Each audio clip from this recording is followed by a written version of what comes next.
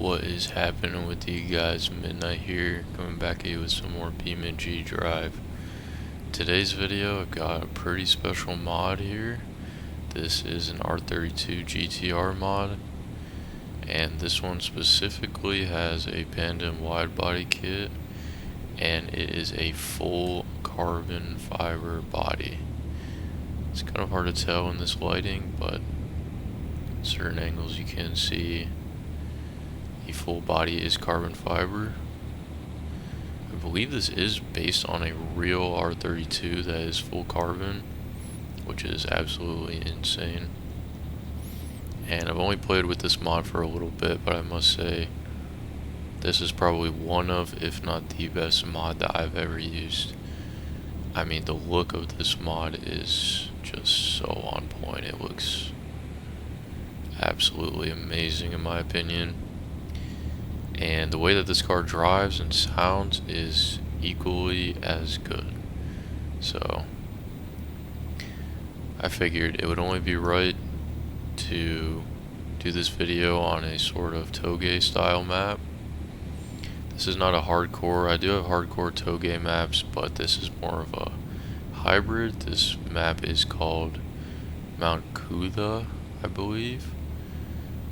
I'm not sure exactly where it's supposed to be based. It's either like Australia or somewhere in the Midwest US, but either way, I like this map more than hardcore toge maps because it does have more wide open winding turns and just hardcore, 180 kind of turns, so you can open the car up a little bit more. We're going to go ahead and start out with no traffic and just enjoy the car, and then we'll probably add traffic and maybe some cops in a little bit. So first things first, let's get a sound check on this car.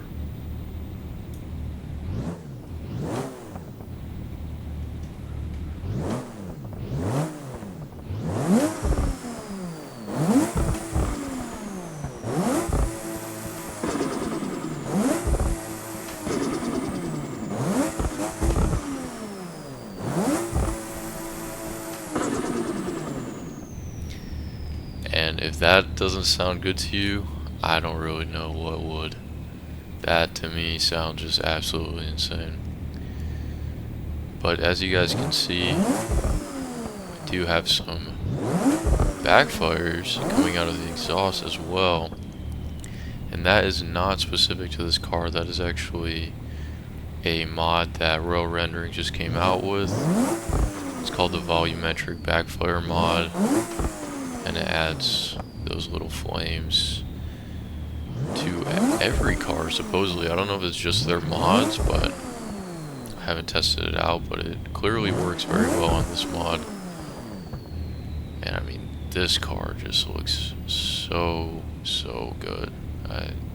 There's not one thing I would change. Maybe the wheels, but I actually do like these deep dishes on this car. So let's not even waste any time. Let's go ahead and drive the car.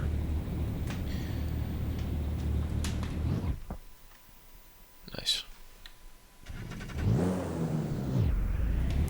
Now one thing I will say in that regard, you guys have probably seen me stalling in my videos and not really having the best clutch work and stuff like that. As I think I mentioned in my first video, I had not driven a manual car in real life before. I since have been fortunate enough to drive a manual as I am preparing to buy a manual. But up until last week, I had not driven a manual car. Besides, obviously, on the simulator, and then when riding motorcycles in the past, but that is obviously not the same, as motorcycles use a sequential transmission system, and I believe, I don't know if cars actually use wet clutches. To my knowledge, cars use dry clutches and motorcycles use wet clutches, which means you can slip the clutch on a motorcycle without damaging it, which is not exactly the same as a car with a dry clutch setup. So my point of that being, I did not realize up until actually driving a manual in real life how bad my pedal setup is. As I mentioned, I am using the pedals and shifter from my old wheel. I have the Logitech G Pro wheelbase and wheel, but I'm still using the old pedals and shifter from my last wheel because they're compatible. I believe the model I had was the Logitech G923. Whatever one is like $300 to $400, including the pedals. Maybe not. Yeah, including the pedals, but not including the shifter. I think it's around $350, something like that. It's not terrible.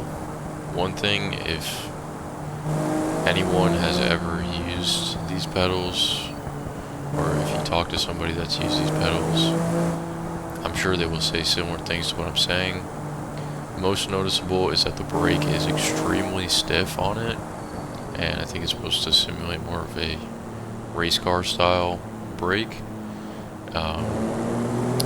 And the throttle is pretty,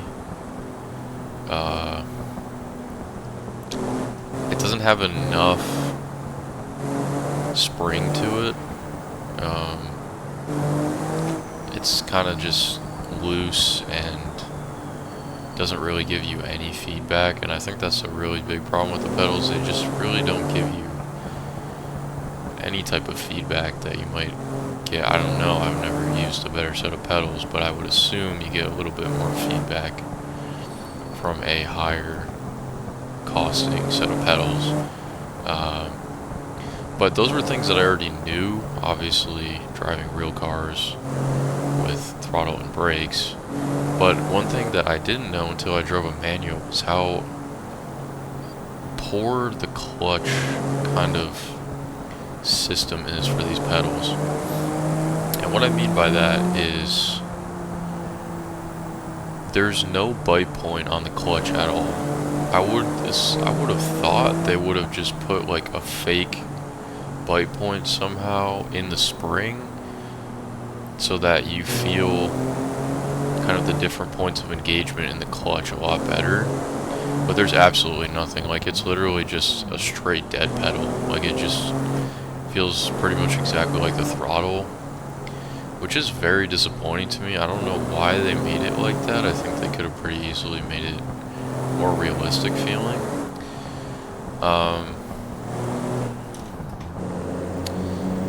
And that's the main thing that was holding me back when I got into a real car that was manual. I wasn't able to be nearly as smooth with it as I thought that I would be, because I wasn't used to, number one, the clutch being as stiff and springy as it was, which was very noticeable. But number two, the clutch having different feelings at different points. Obviously, the bite point being the most important. And that's one thing I started thinking about that I never really thought about was I need to look at my settings. I don't think you can adjust it in the settings, but I don't know if you can adjust the bite point on this clutch within the Logitech settings. That's something I'll definitely have to look at. Or if you can adjust it, I don't think you can adjust it within BeamNG.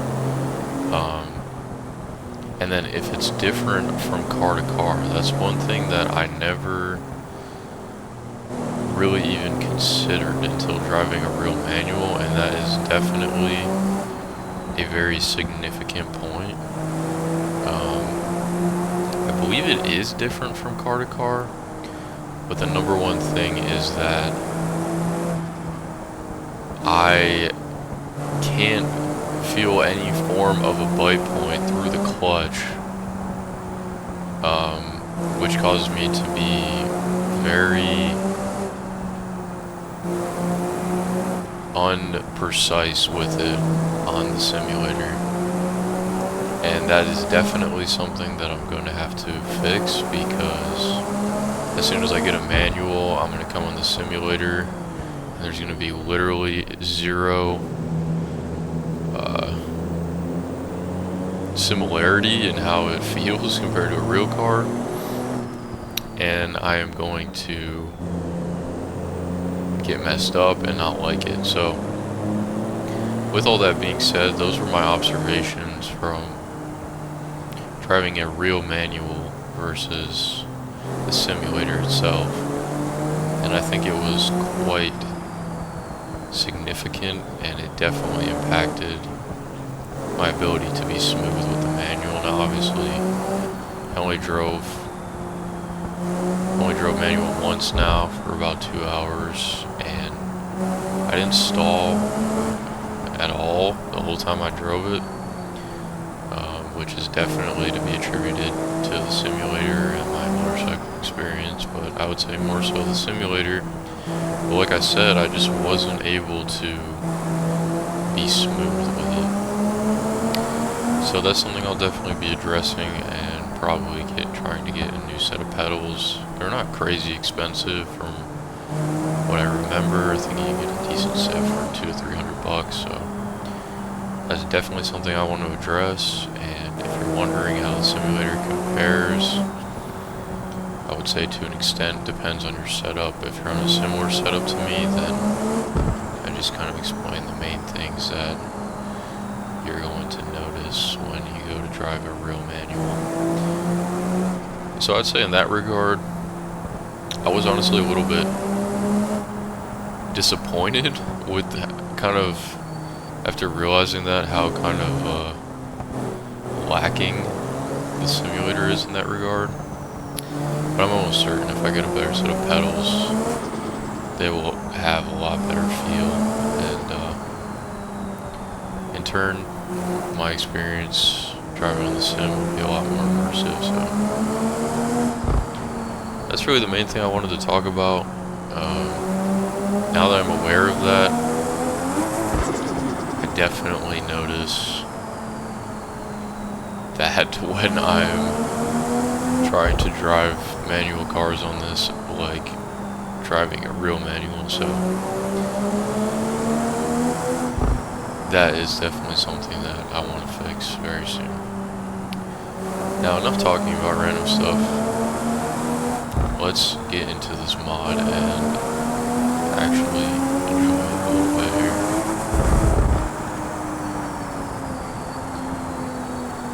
I'm struggling to figure out if this is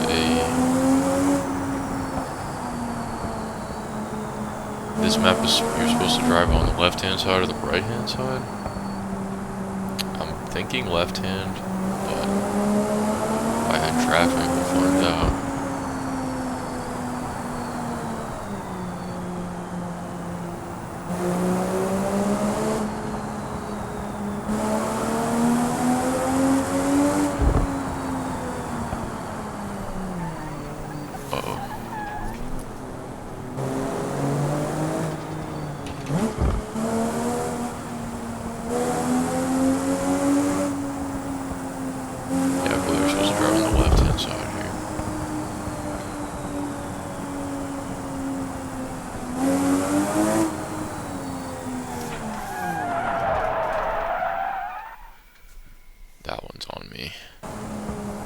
Talk too much. I don't want to take away from how good this car sounds, man, because oh my goodness.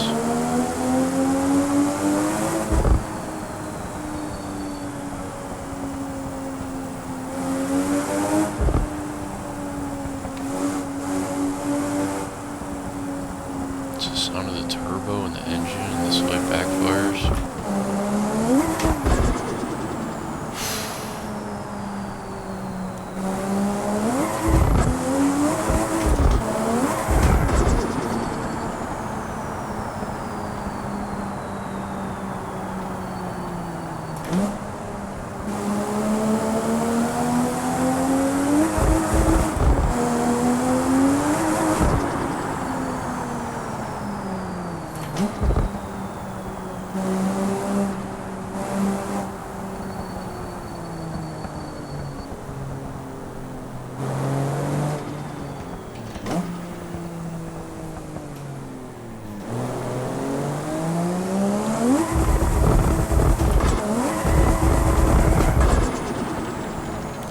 have it in two-wheel drive mode right now.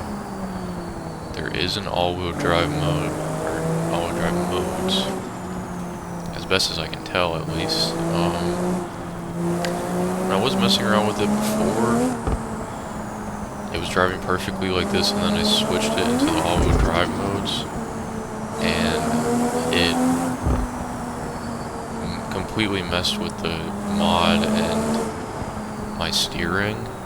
And it made it feel like it was like inverted. I don't know if that was just a one-time bug. I am a little bit scared to switch to all-wheel drive. Fear that that could happen.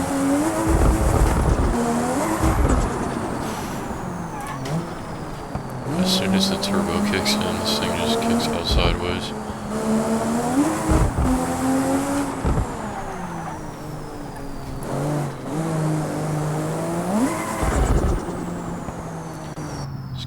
First-person perspective in here. Oh my goodness, that turbo sound in first person.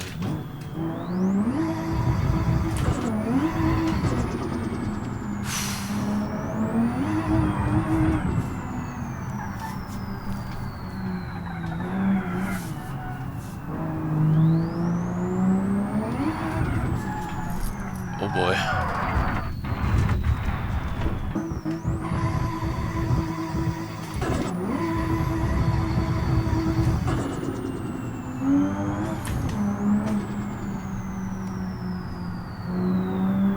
Got flipped around.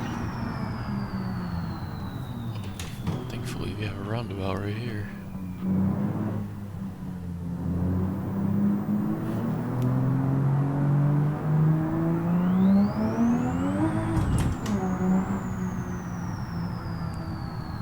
Man, that turbo.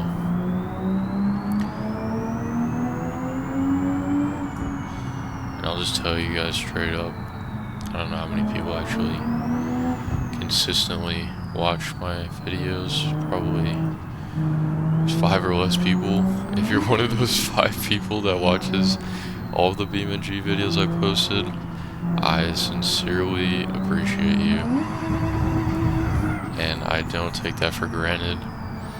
I apologize that I have not uploaded very consistently. I do have a lot of things going on in real life right now, but no excuse. If you are one of the people that watches consistently and you did watch my Mustang video, I believe I talked a little bit in that video about my next car and how I was considering the S650 quite heavily. I ended up going on a huge tangent in that video. I think I edited a lot of it out, about different cars that I was considering. But at this point, if anyone is actually interested in what I'll be trading my Acura in for, I'll say in this video it is pretty much between S650 Mustang GT or possibly even S550 and the Subaru BRZ or GR86.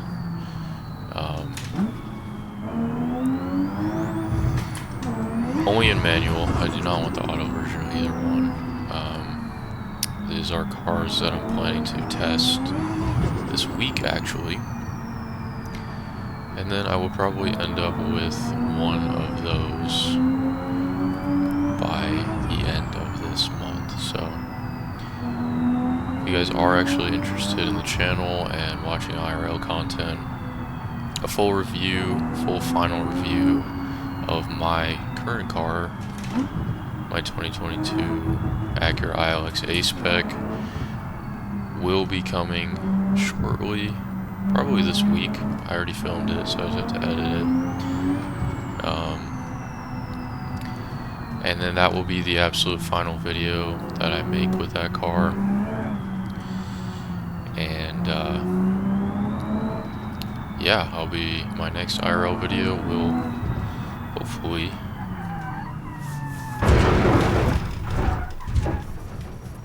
I was gonna say will not be that. I don't know what I think we just ruptured the fuel tank. That's not good. Need a fire extinguisher, bro. My next IRL video, I'm just going first person so it's less noise. Hopefully that will not be happening ever. But my next IRL video will be with a new car. Now, what I was going to say in relation to that ties into the car I'm currently driving, is this absolutely incredible sounding turbo. Obviously, the S550, S650 with the 5-liter Coyote is undoubtedly probably the best platform to make power with for the money. That's just, the Coyote's just tried and true. It loves boost. Now, I don't know about the MT82 transmission so much. That seems to be not loving boost as much, but if I do end up getting that car, we'll cross that road when we come to it.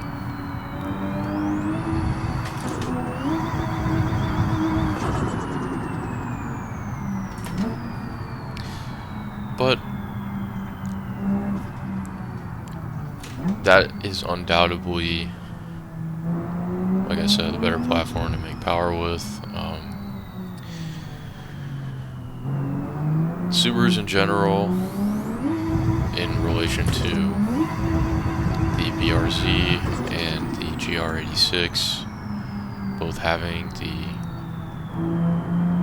Subaru Boxer motor, are known to not handle power as much, not handle power very well at all. Since the platform has been available for a couple years now, we've had people test the limits of it.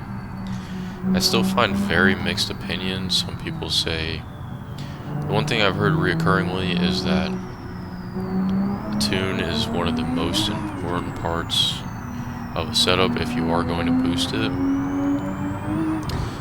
I've heard people say, you know, supercharging is undoubtedly more reliable.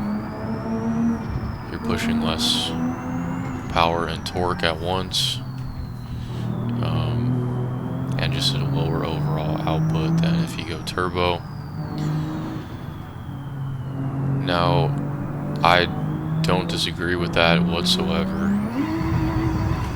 I mean, just look at how this car drives with a turbo, man. Like, you're not gonna get that kind of experience with a supercharger.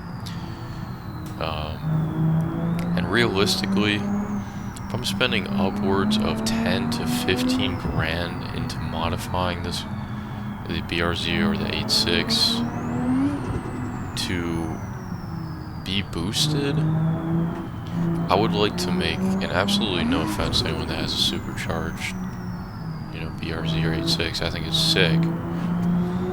But I personally would rather test my luck. I don't want to spend, you know, 15 grand in total, because I would be paying a shop labor to install the kit. I don't want to spend that much for like 100, more like 50 horsepower and torque increase. That's just not worth it at all to me, to sacrifice your reliability. You're sacrificing your reliability and spending that much money. In my personal opinion, you might as well at least make 100 to 150 more horsepower in relation to the weight of those cars.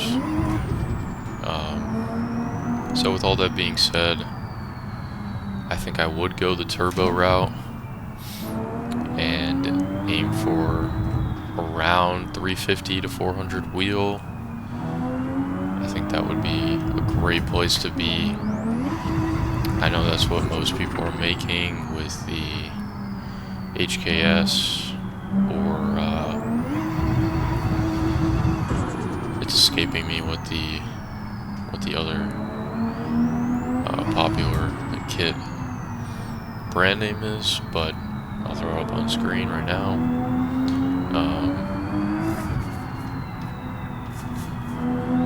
Just lost it there. Now, the reason I'm leaning Coyote is for a few reasons. Number one, I've just come to love V8s, the sound, and the seeming feel. Now obviously you're going to get way more of a boat of a car, I believe about 1,000 pounds heavier than the 86/BRZ, with obviously double the power, so I think it makes a little over double, but power to weight, the cars are, obviously the Mustang is faster. I did some sort of calculation. I think power to weight, since it weighs about 1,000 pounds more. I'm sorry, I said double the weight. I meant about 1,000 pounds more than the 86/BRZ. So it is about a third more in weight, but double the power. So with that being said, with that added weight and Mustang being Mustang, you're not going to get any sort of handling. And the only reason that that doesn't matter to me so much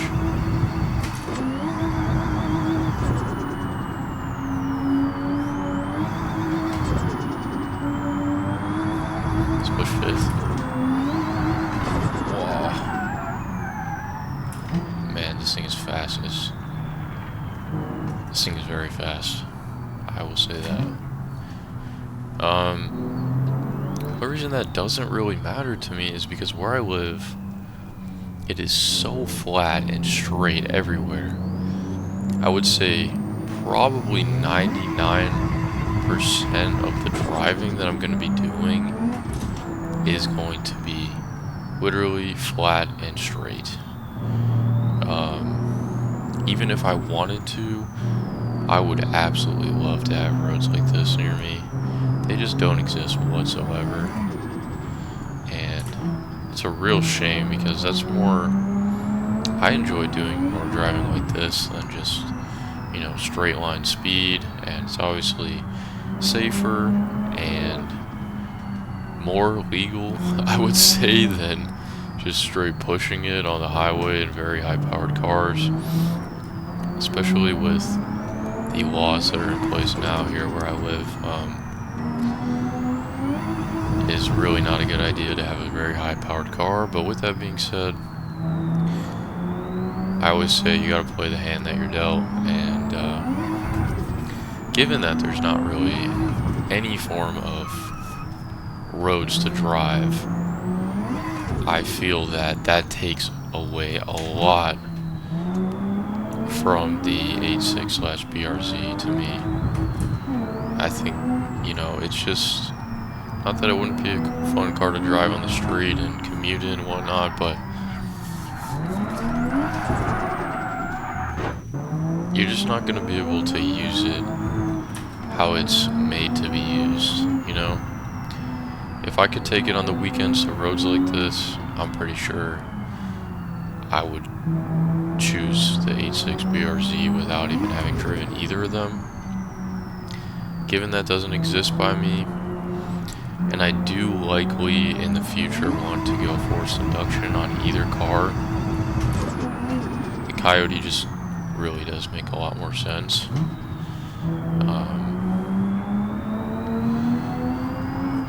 Now, in how that relates to what I'm currently driving in the game is, I really love sounds of cars so much, and as I mentioned in previous videos, 5-liter Coyote, really any V8, you know, the LS and, or the, I think it's the LT and the Camaro, sounds really good too, to me.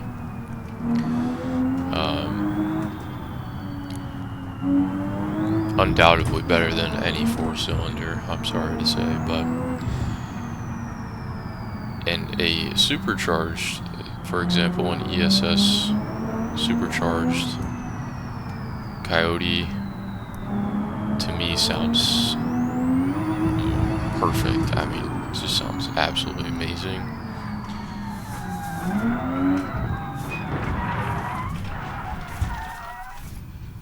That worked out pretty good for me, didn't it? But the thing is, my favorite sound, beyond the sound of any specific motor or setup, is this sound right here. The turbo blow-off sound, the compressor surge from a turbo, that sound is absolutely unbeatable to me. And I like lots of different types of cars, but I think really at heart I'm a JDM guy. Doesn't mean you can't like other cars. I feel like JDM guys are so hardcore, and they're just like, especially with American muscle, just like, no, those cars suck. Maybe they're not, I would agree, probably not engineered as well as some Japanese cars.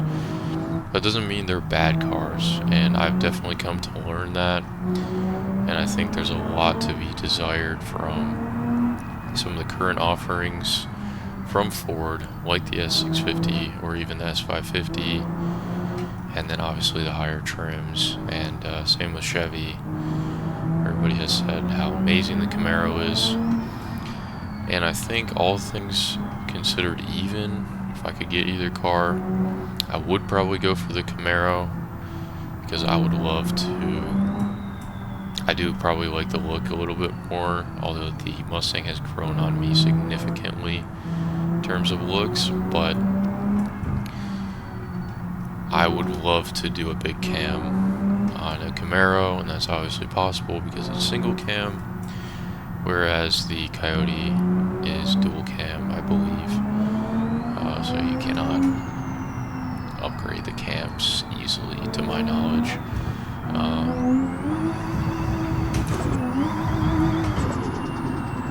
And I love going flat out in this section.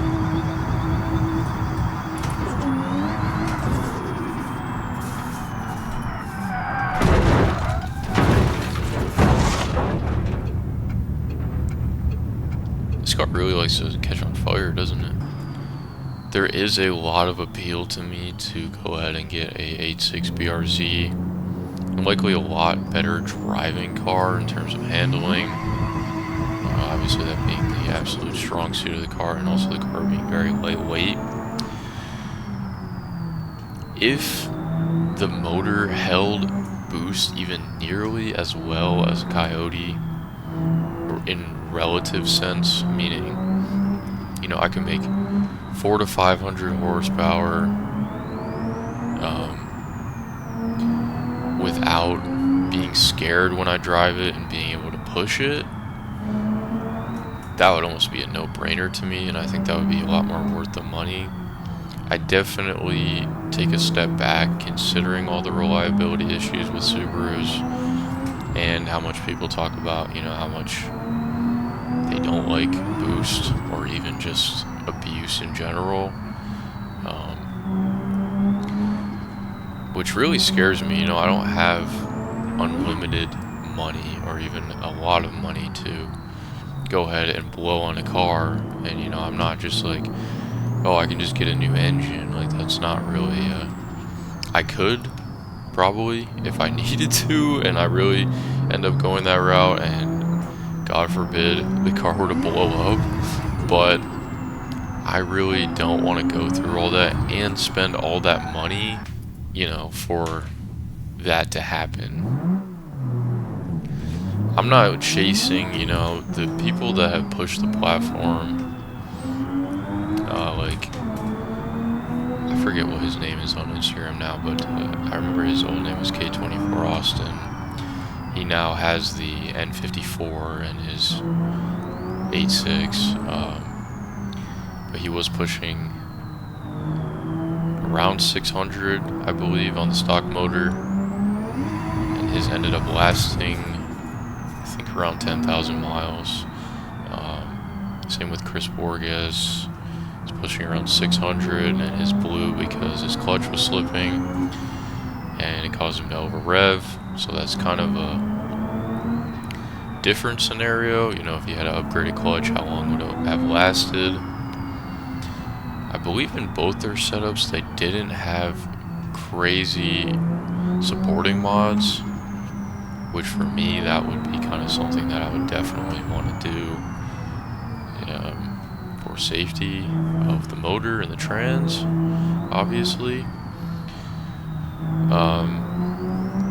But either way, I'm not looking to push 600 out of the motor. You know, like I said, I need something that's going to be reliable, and I can't really necessarily buy it twice.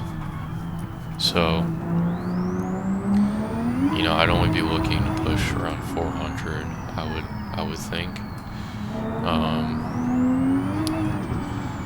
But I just hesitate if that's even reliable, especially where I am. You know, it's really hot all the time, which is not great boost weather at all. And that definitely puts a lot more strain on your engine stuff, even just in general, let alone when you're boosted, making power. So I just struggle to know if it's worth it. You know, from an experience standpoint, I have no doubt it would be worth it. But from a financial standpoint and a logical standpoint, to me, and I've heard other people say this, I just really don't know if I want to dump all that money and time into a platform to, number one, not have something that obviously it would be fast. I mean, it would make double the power. It would not be slow, but it's not going to be insane. You know, it's not going to keep up with boost. It would definitely keep up with stock V8s, but it's not going to keep up with boosted V8s or things like that.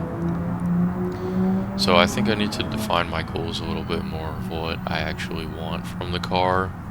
And like I said, you know, this is the kind of driving I love to do. Back roads, turns, technical driving. And as much as I don't want to accept it, that just doesn't exist by me. There's not any tracks to where, you know, I could go regularly, you know, maybe once a month, once every couple months. But, you know, that's very far in between. So it's just like, given the cards I'm dealt, there's a lot of things that favor the Coyote over the A6/BRZ. So I am going to test both cars, you know, obviously with a pretty big grain of salt that I will be modifying either platform. So in terms of the Coyote, that's obviously going to mean, you know, not being so critical of the handling, because I probably will modify it to be a lot better. Oh my god, that sound is so good. And then in terms of the 8.6, you know, a little bit more critical, even though I still will modify the handling, but I have no doubt the handling is going to be excellent and out of the box on that car. And then, but just a little bit more critical of the power, because obviously with just bolt-ons, you might be able to pick up whatever you would normally pick up from an NA motor. So yeah, with all that being said, if anybody's actually listening to this, I'd love to have your feedback. I'd love to know what people would want to see on the channel. I think both of them are obviously a lot more common cars than what I currently have, but I think that's with very good reason. And well, that kind of takes away from the specialness a little bit. It also offers a lot bigger community with a lot more information and a lot more aftermarket support, which is what I'm really looking forward to and definitely want to take advantage of to the fullest. So yeah, with all that being said, let me know what you guys think about all of that. It's something I've been, you know, thinking about for very long time, but you know, being serious about it for quite some time, kind of knowing my financial situation and things like that more clearly at this point. So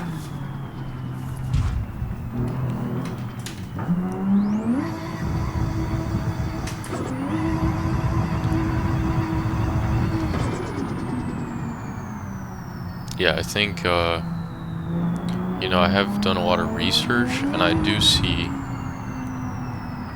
some gaps in content-wise in kind of what people post. You know, there's a ton of videos about both cars. I would say the big gap is there's not a lot of manual S650 content, or creators that, you know, they specifically just drive a manual S650. I've seen more that I have automatic S650s, but I have not really seen many creators. I would have expected way more that have manual S650s and make videos. So that definitely presents an opportunity to me there to kind of generate an audience. In terms of the 86 BRZ, I think that car, you know, obviously a lot of people that buy that are buying the manual a lot more so. And I think the opportunity there is in boosted content.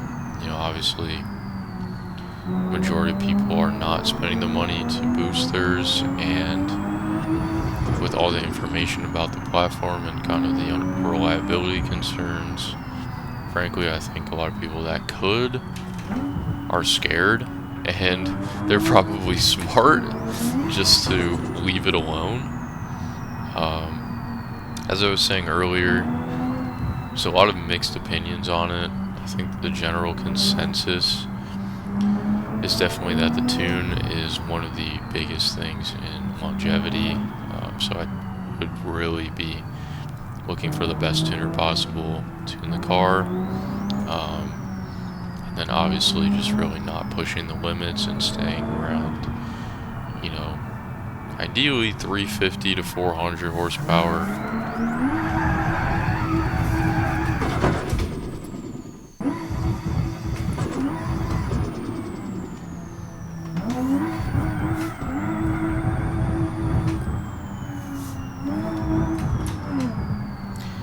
Maybe we turn it up in the future.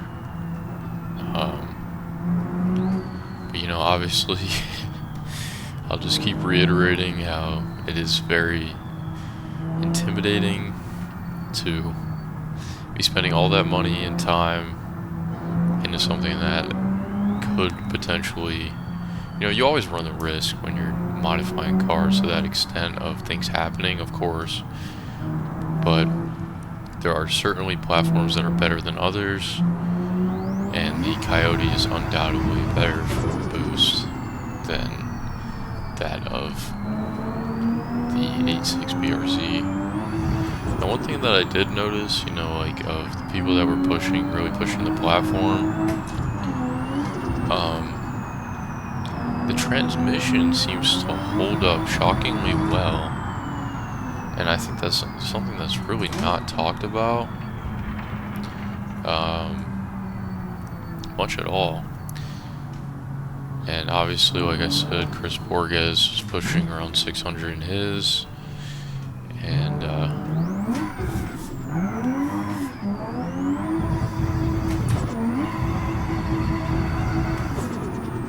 didn't turn out so well for him. But he was on stock clutch, and it was because his clutch slipped. So I would definitely be doing upgraded clutch. My thing is really, if I do that, you know, how well is the transmission going to hold up?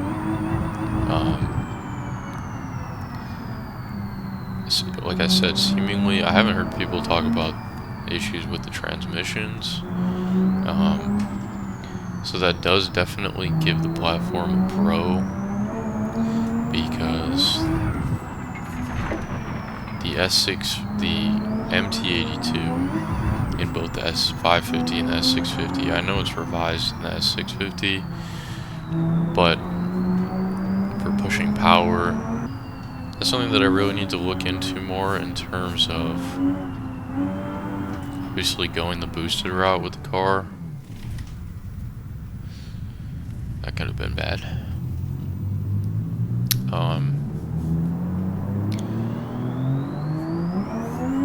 Because to my knowledge,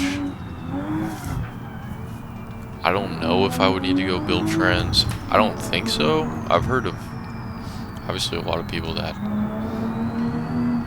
buy the S550, some people that have bought the S650 and gone supercharged. You know, they are on stock MT82s with like just upgraded clutch. But again, you know, it is a reliability concern there for sure. And you know, a lot of things to consider. I would say all things considered, even with the MT82 concerns, the Mustang is undoubtedly the better car to make power with. It's pretty much undebatable. And I think that's just the simple fact. It comes with so much more power, obviously being V8. You know, how much can you really push for a street car? Like, with bolt-ons, E85 tune, you're already pushing, I would say, over 500 wheel, no doubt. And then you go supercharged, you're pushing 700-800 wheel. Like, where can you really use that? Yes, it would be sick, and where I live would be the place to do it because it's so flat and straight everywhere, but you know, it's not like you're going to be able to do 2-3 pulls, meaning second gear or third gear pulls, like on 45-mile-an-hour roads and stuff like that. So I think it's a little bit comparing apples to oranges because they're such different cars and they're just made simply for completely different purposes. And like I said before, I think I just need to define what I want and kind of what my goals are with the car a little bit more before it will be more clear to me which platform to go with. You know, I think it's a case of, I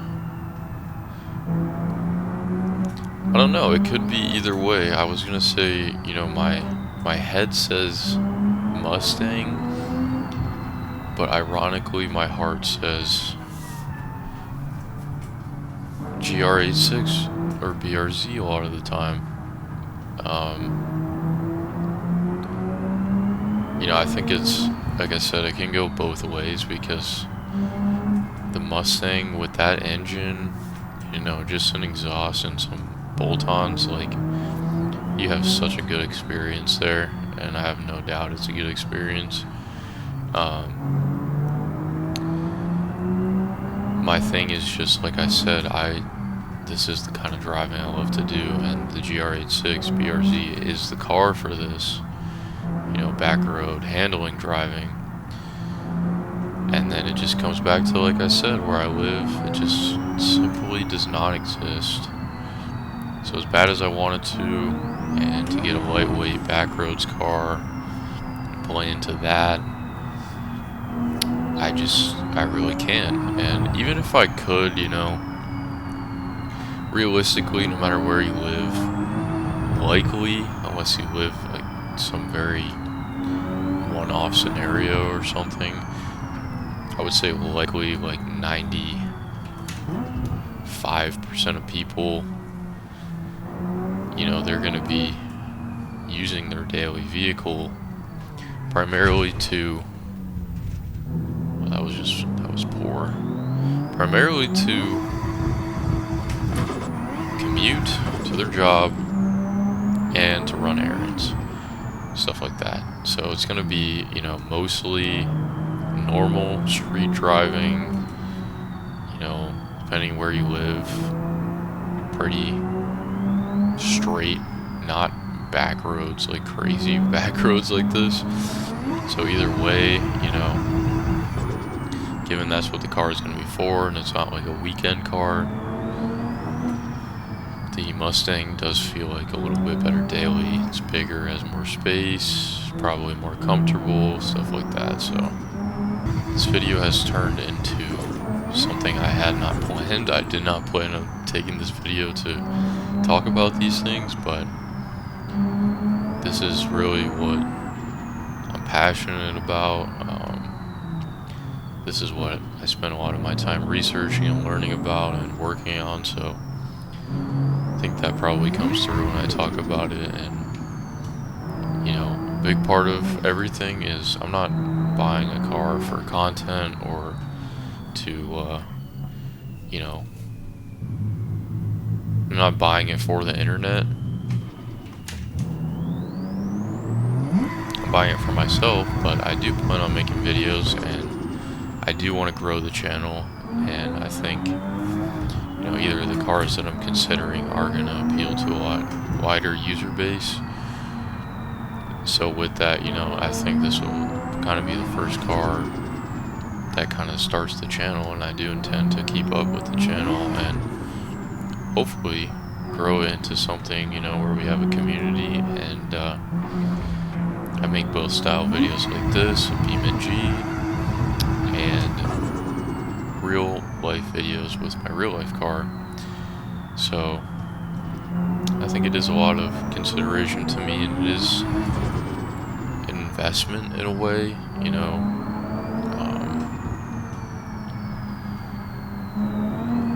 It's a lot to explain. I think either car, you know, it's going to be different audiences that it attracts, and it's going to be different style videos. In terms of modifications, I think the BRZ 86 has more to offer, probably more visual modifications to do, and I mean, they're really the same. They're both NA cars. I think you're gonna get a more special experience out of just doing bolt-ons on the Mustang. Obviously with the sound, as soon as you put headers on those, I mean, they just sound like godly, to me at least. But I think the 86 overall has more to offer. You know, if we were really to go all the way with the build on the car and do a full turbo kit and stuff, you know, there's a lot more intricacies in that than just doing what's tried and true on the Mustang and just slapping a supercharger on it. Because, you know, that's been done so many times. I don't think there's any denying that. And, not that it's not for good reason, but I think it's I would say probably less special than turboing the BRZ 86 and actually doing it right. You know, on YouTube, besides Austin, who's gone to N54, and Chris Borges, I haven't followed his channel in a while. I know he has an S550 GT, ironically. He has a C6Z. I mean, his channel is built off of FRS type of content and stuff, so I very much doubt that he doesn't have a BRZ anymore. I'm 99% sure he does. I just don't know if it's turbo and what kind of setup he's currently running. So that's definitely something I want to look into, actually, now that I think about it. But besides them, who they're obviously bigger YouTubers, they have more connections, and they can actually afford to, I mean, Austin just swapped the engine, which is probably the smartest thing, but also the most expensive to do. They can afford for things to happen, and they have more reliable people to fix them. And those cars, I mean, I think they were their dailies, but I know I remember seeing Austin having a truck at least, and Chris has multiple cars, so they're not absolutely relying on those cars. And you know, those are really things you gotta think about. Like I said, this car is gonna be my daily. So those are really important points. But I was going to say, besides them, there's really not a whole lot of content on YouTube about turbo 8.6s or BRZs. I know of a few shops that have kind of documented their use of a turbo kit on a car. I know of a smaller YouTuber that has one pushing around 400 wheel, I believe, a BRZ pushing around 400 wheel. That's made a couple videos on it. There's maybe like one or two others, but there's not people who make consistent content with boosted 8.6s or BRZs. I'm talking about the Gen 2, not the Gen 1s. And I would say, unfortunately, that's probably for good reason, because of their reliability and such.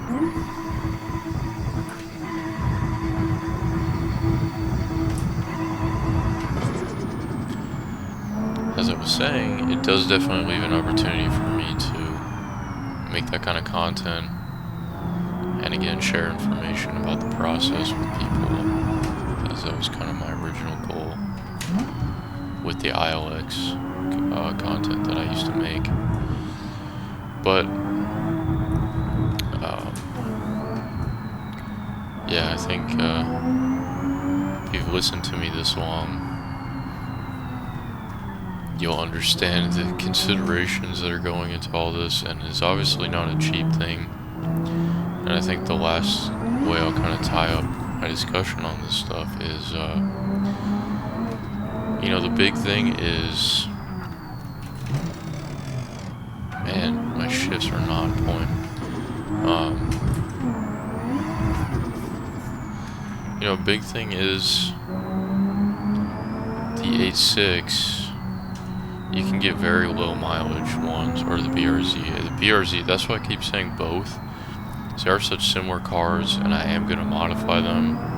You know, I do like the look of the 8.6 more, but for a few grand more, I'm really not sure it's worth it at all when I am planning on modifying like the suspension and tuning it. Like, it's really going to be a very similar car in the end, besides the badges and the exterior look, I guess, to an extent. So I'll get there when I get there. I'll get there when I get there, but especially the BRZs. Now, I've looked at the performance packs, or I believe it's called the BRZ TS, which is really, to me, the only thing that I care about with the package is the upgraded brakes that get the Brembos. But you get trade-offs with both. Like, I do want to run a very aggressive wheel setup, and with the Brembos, then that might not be possible to the same extent. So there's a lot of things to think about there, but you know, either car can really be had with very low miles, close to around 30 grand, which is a very good price. And you know, with all that extra money that I'll be saving, obviously it makes a lot more financial sense, and that gives me more money to modify the car. And then the Mustang is, you know, there's really a hole in the market right now, I would say, and it's really unfortunate because it was not like this even like a year ago. Even Camaros, I was really looking at Camaros, and now I've looked and I can't find anything that's in the range and criteria I'm looking for in my budget. So it's very unfortunate, and that's kind of why I shifted over to Mustangs. But even Mustangs, the S550 used to be able to get all day in the 30s with low miles, and now they're becoming very, very scarce. Like, I'm shocked how scarce they are. So I've started looking at S650s. Obviously, it's a newer and I would say more comparable car to the Gen 2 86 BRZ. Because, you know, warranty-wise too, not that that will matter if we go to the extent that I'm talking about with the mods, but at least initially, warranty-wise, you know, at least the S650s, I would still be within the powertrain warranty. With bolt-ons, I would say, the whole time I would have the car. So that is a problem with the S550s. You know, they're as old as, I believe, starting in 2015 even, but a lot of ones I've seen are like 2017s. I think the powertrain warranty is like 8 years or something, so they're already past it, which is definitely a big consideration. So I've started looking at S650s, but you know, the S650s are then like, I think MSRP is like 47, I want to say, is like something like that. They do have great deals on them, but they are still pushing above 40. So I'm like really torn. Is the S550 in all, I mean the S650 in all its glory, really worth 10 grand more out of the box? And I really don't know the answer to that. I think it's a very hard question to ask. You know, I think a lot of people review the cars, like the new Nissan Z. Well, it's not new anymore, but relatively new. The newest generation of the Z is the perfect example, you know, with the sticker, especially with markups when it came out. That was like the main thing. Like, it was like 20 grand over sticker.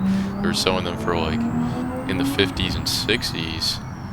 And obviously the car isn't worth that, and that's all everybody would say, and they would just compare it to the Mark V Supra and cars as much as it costed, which makes sense. But I think, you know, a worthy comparison would be, are cars in a lesser price bracket comparable in the sense of like what I just discussed, the GR86 BRZ being 10 grand or 10 to 15 grand less than the Mustang. And I think it's really just an apples to oranges comparison, you know, because they're such different cars for different purposes. So it's really just so hard to say. But yeah, so that's my take on all of that.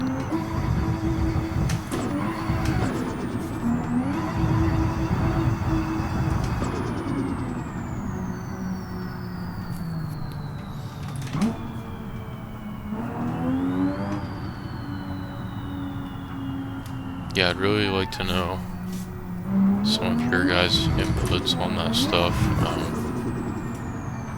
If anybody owns those cars or had experience with those cars, with the setups I'm talking about, what your impressions are, what your thoughts are, what you want to see on the channel, that stuff would definitely be useful to me. It's definitely not an easy choice in general, and then for me, you know, it does really mean a lot to me, so it is a pretty difficult decision that I've been wrestling with. Because I already know, like, even though I've never driven either of the cars, I have a very strong idea of what they're gonna be like. And obviously, like I said, when I test drive them in stock form, that's taking both cars with a big grain of salt, considering the extent that I plan to modify them and how much modification is going to actually change the car. So it's very exciting, but it's a very tough decision because I'm thinking ahead of, it's really more in terms of the 8.6, but if you go all-in cost for all-in cost, I can do a quick, calculation. Say you get an 8.6 BRZ for about 35 out the door. It's gonna cost me. I mean, I did the math before. Rough estimate, I'll say, with boosting to somewhat reliably get 400 horsepower, plus all the bolt-ons and stuff I want to do, so you're probably gonna I'm gonna put 25 into the car, which will put me at about 60 all in on the car versus the S650 with just bolt-ons. Let's just say for simple math, the car comes out to 45 out the door. With just bolt-ons, it's probably going to cost me around 10. So I'm already looking at 55 right there. Do a full supercharger setup with the labor and such. I would presume probably about 65 in total. And you may ask, why wouldn't I just go for a car that costs 65 out the door? And the reason being, I don't have that cash up front, in all honesty. This will be something that I do over the next few years. I'll probably do bolt-ons on the cars when I get them, but in terms of actually going fully boosted and everything, I obviously want to have the money saved and do it right, so not cheap out. So that will take me, some time to save up for and prepare for and all that stuff. So that's essentially why, realistically, at the point that I've saved up that much to go ahead and go boosted, maybe I would just trade the car sooner, and at that point, obviously when you part out, it's going to be, the same story as usual. You're not going to get your money back on the mod, so, trade, plus savings. But at that point, with that much saved up, plus what I get on trading for the cars, could definitely afford something that would be probably a better platform. Where I really pause is, I think, and this is kind of where I'll just tie up the discussion, because I'll just keep going on forever about it, but I think where I really like the Mustang is I do see it as a longer term car, especially if I was really gonna go all the way with it. If I go build trans, like the Coyote motor, from what is said, with good tuning and quality parts, boosted, even boosted is very reliable relatively, but I mean, especially with just bolt-ons, I mean, that's a car, is very mod friendly and responds very well to power. So with those things, is definitely a car that I could see myself keeping for a longer time. and investing more into and building because of that safety factor of how reliable the Coyote motor is, especially with mods. So I'd say that's probably the biggest consideration, whereas the 8.6 BRZ I really don't see myself keeping long term. I'd probably, trade it for another platform, maybe even before I get to boosting it. So it's kind of where I'm at with everything, and it's just like, I keep coming back to the 8.6 BRZ, but every time that I see a Mustang and I hear the Coyote, especially modified ones, I'm just like, man, that is just so good. Like, I need that. So I think that kind of seals the deal, and it really just comes back to the price difference up front. So we will be crossing that road very soon, and I will of course update you guys on what I end up getting. Now I might honestly just leave the video here, and this will kind of be like a rant video. I look at my analytics on YouTube, and I don't get really good viewer retention regardless. So I don't expect many people to have stayed and listened to me talk about things, but if you did for some reason, thank you very much. I appreciate it. And again, would love to hear your input, and I'd really love to make things more interactive in general, and get subscribers, inputs on things, make new friends, and have conversations about cars. So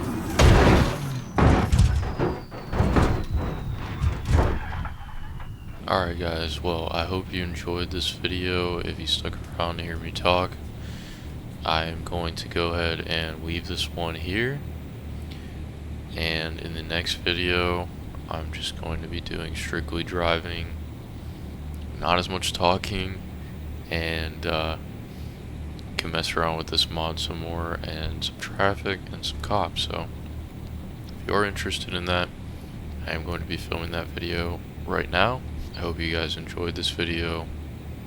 Let me know your thoughts again about my next car and the things that were discussed. It would be much appreciated, and I will catch you guys in the next one. Peace.